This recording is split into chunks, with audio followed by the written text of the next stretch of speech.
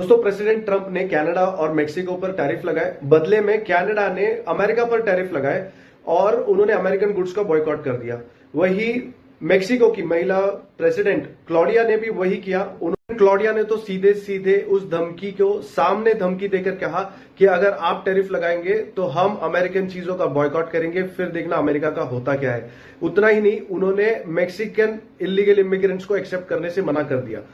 नतीजा, ट्रंप ने कनाडा और मेक्सिको पर लगाए हुए टैरिफ को अभी के लिए रोक दिया है, लेकिन यहां पर इंडिया पर तो टैरिफ लगे भी नहीं और इंडिया ने तो पहले ही अमेरिकन गुड्स पर कम से कम 30 अमेरिकन गुड्स पर इंपोर्ट ड्यूटी और टैरिफ घटाने की घोषणा तक कर दी है।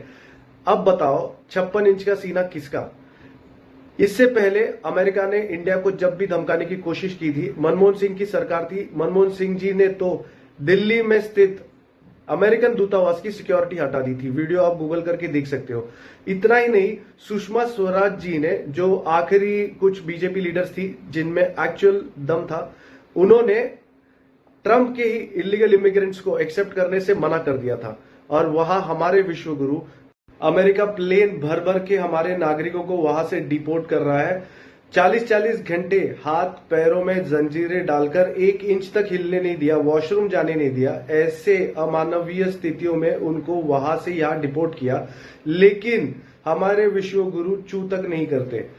कोलंबिया, जो कि एक छोटा सा देश है जिसकी लोक संख्या आंध्र प्रदेश से भी कम है, उस छोटे से देश ने उनके इलीगल इमिग्रेंट्स को जब हथकड़ी पहनाकर भेजा तो क्या किया, जरा देखिए। अमेरिकी राष्ट्रपति ट्रंप के आदेश पर अवैध रूप से रह रहे 104 भारतीयों की वापसी हो गई है। अमेरिका से वापसी के दौरान इन सभी भारतीयों के हाथों में हथकड़ी थी, जबकि पैरों में बेड़ियां थी। अपने नागरिकों के सम्मान में कोलंबिया अमेरिका के सामने खड़ा हो गया है। अमेरिका कोलंबियाई नागरिकों के हाथ पैर बांधकर अमानवीय तरीके से वापस भेज रहा था। इसके विरोध में कोलंबिया के राष्ट्रपति गुस्तावो पेट्रो उरेगो ने साफ कहा कि अगर अमेरिका कोलंबियाई नागरिकों के साथ अपराधियों जैसा सलूक करेगा तो वो इसे स्वीकार नहीं करेंगे।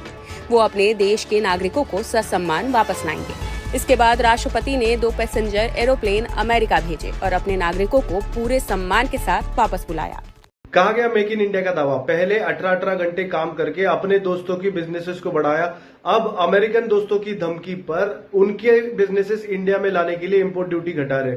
ये सरकार सिर्फ आम जनता पर टैक्स लगाती है और बिजनेसेस को छूट देती है।